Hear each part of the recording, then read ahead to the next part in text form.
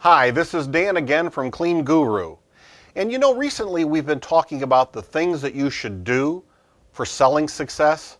Today, let's look at some of the things that you may want to watch for or look for. And if you catch yourself doing them, you may want to try to avoid it in the future. Let's go through those now.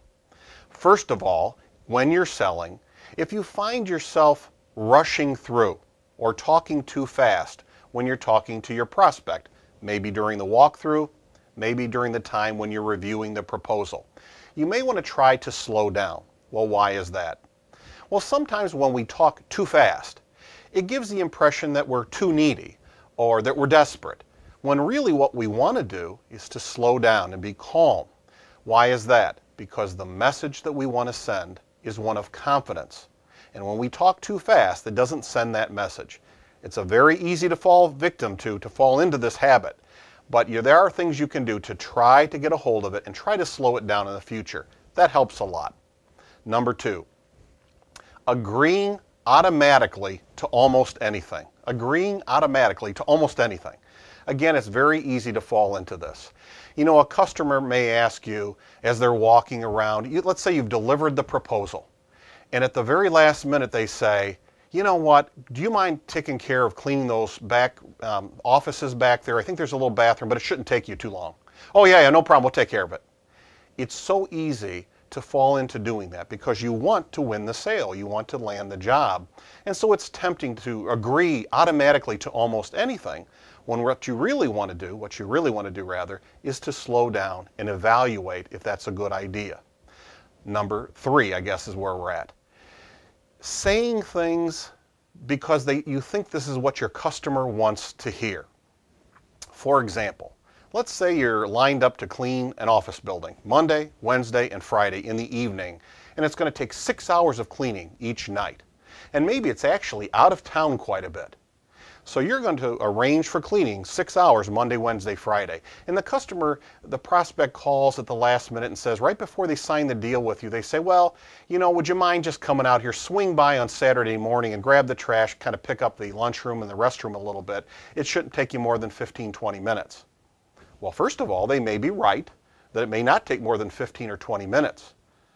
But as far as saying, okay, no problem, if you have to arrange to have someone go out there on a Saturday in the morning, let's say, for 20 minutes, and to get someone reliable to do that out of town, that may be a very difficult thing. And though your customer may not want to hear it, it still may be a good idea to see what you can do, and then if you can't do it, to explain to them why. Say, listen, we want to be reliable and dependable. We do not want to drop the ball. So right now we're not prepared infrastructure-wise to take care of that. But we can do the Monday, Wednesday, Friday. We'll continue to look at trying to find someone for a Saturday morning. And as soon as we can give you some help on that, I will alert you as soon as we can. But right now we can't. Well, that's not an easy thing to say no to a customer. But on the other hand, you can really rise in their perspective and opinion of you when you sometimes tell them what they don't want to hear, but they appreciate your expert opinion. Number four.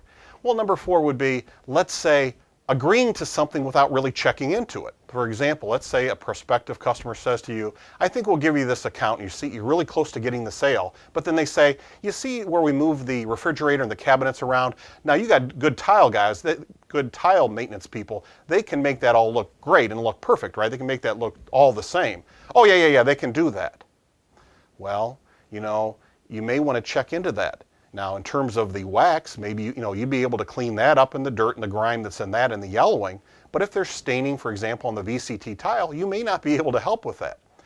If you slow down and you check into it, maybe even say, listen, let me see what I can do, Steve. Sometimes there's staining in the tile, but we can strip it. What we could do is I could bring out a crew and just do a sample area or a test to see how much staining there really is. Let's see what it looks like, and then I can have you take a look at it.